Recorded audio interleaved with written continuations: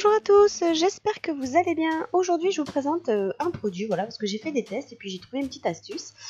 Donc c'est la translucent liquide, l'argile liquide translucide à cuire de chez Sculpey. Alors qu'est-ce qu'elle nous promet cette pâte? Normalement elle est faite, cette argile liquide, elle est faite pour le transfert d'image. Vous pouvez l'utiliser aussi en adhésif, en colle. Vous pouvez y incorporer dedans, donc pareil, des poudres de mica ou de la peinture à l'huile. Et vous pouvez aussi vous en servir comme diluant, c'est-à-dire pour rattraper vos pâtes dures ou pour ramollir vos pâtes si vous le souhaitez. Donc voilà, je me suis dit, je vais essayer de la tester vu qu'elle est marquée translucide à cuire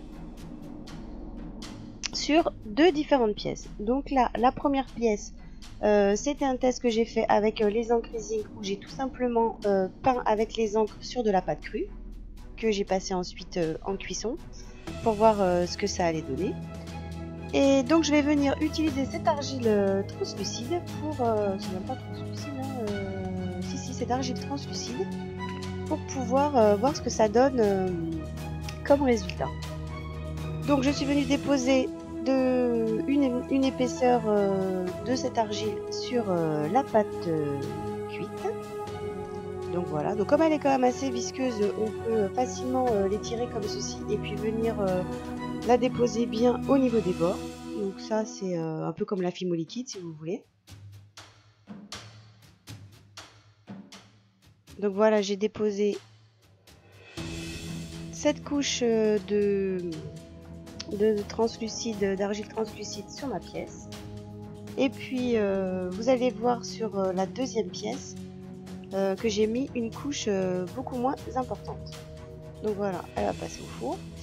Donc là, c'est le petit pendentif que je vous avais montré dans ma présentation au pochoir.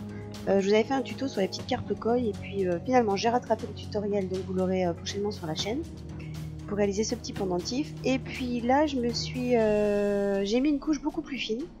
Donc au niveau des bords, j'ai pas eu non plus enfin ça n'a pas débordé. Je pense parce que j'avais fait mes semelles avant. Donc quand vous déposez l'argile liquide, faites bien attention à ne laisser aucune bulle, aucun trou sur vos pâtes.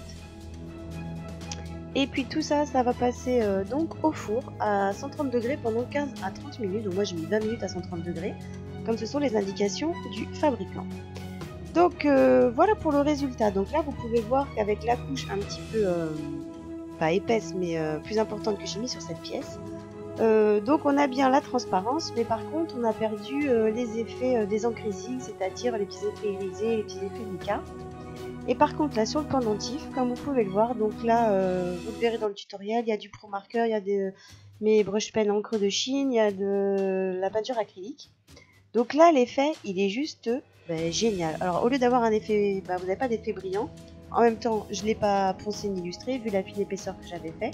Ça me convenait très bien comme ça.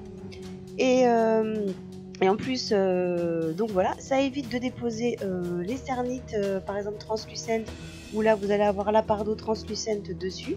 Parce que souvent, après cuisson, on a des petits effets, on a des petites bulles, ou sinon on a des petites taches blanches, des petites opacités après cuisson. Tandis que là, il n'y a vraiment mais aucune trace au niveau de cette polymère liquide, de cette Sculpey translucide. Et puis donc pour la première pièce, comme elle était un petit peu épaisse, je me suis dit je vais poncer un petit peu, c'était pour le test. Donc j'ai pris juste du papier à poncer grain 1500 et je suis venue poncer ma pièce pour voir ce que ça donnait. Donc je l'ai poncé et ensuite je l'ai lustré.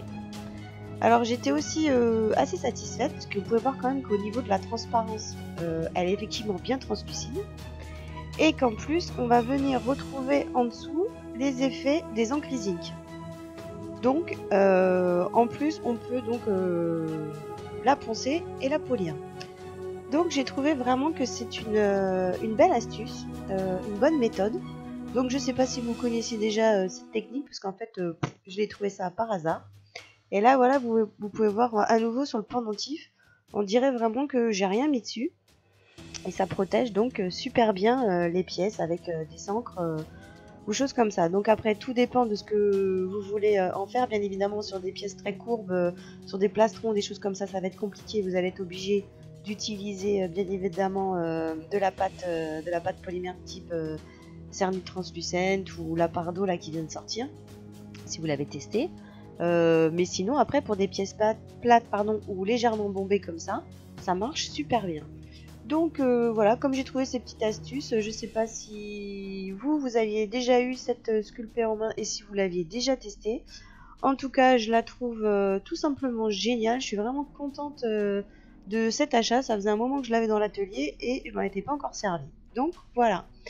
Donc j'espère que ce tutoriel vous aura plu et puis cette petite astuce. Et puis on se retrouve très vite sur la chaîne pour encore plein de nouvelles vidéos.